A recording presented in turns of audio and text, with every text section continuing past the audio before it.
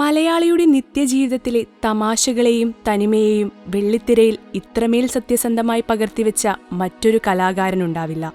അഭിനയം, തിരക്കഥ, സംവിധാനം, നിർമ്മാണം, വിശേഷണങ്ങൾ പലതാണെങ്കിലും മലയാളികൾക്ക് അദ്ദേഹം ഇന്നും പ്രിയപ്പെട്ട ശ്രീനിയേട്ടനാണ്.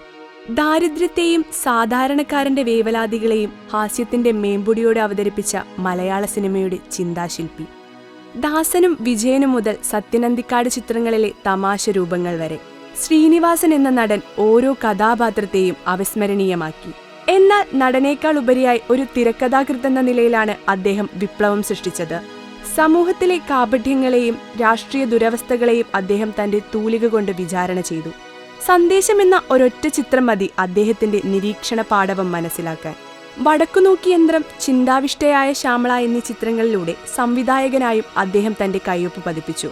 മലയാള സിനിമയിലെ റിയലിസ്റ്റിക് ശൈലിക്ക് പുതിയ മാനങ്ങൾ നൽകിയ അദ്ദേഹം കഥ പറച്ചിലിൽ തന്റേതായ ഒരു ശൈലി രൂപപ്പെടുത്തി. സത്യസന്ധമായ സിനിമകൾ നിർമ്മിക്കാനും അദ്ദേഹം മടിച്ചില്ല. രോഗാതുരമായ സാഹചര്യങ്ങളിൽ പോലും തന്റെ തനതായ ശൈലിയിലുള്ള നർമ്മം കൈവിടാത്ത ശ്രീനിവാസൻ നമുക്കൊരു വിസ്മയമാണ്. മലയാള സിനിമയ്ക്ക് അദ്ദേഹം നൽകിയ സംഭാവനകൾ കാലാതീതമാണ്. മലയാളത്തിന്റെ ഈ പ്രിയപ്പെട്ട കലാകാരന് ആദരവോടെയും സ്നേഹത്തോടെയും സങ്കടത്തോടെയും അജ്രാന പ്രൊഡക്ഷൻസിന്റെ ആദരാഞ്ജലികൾ.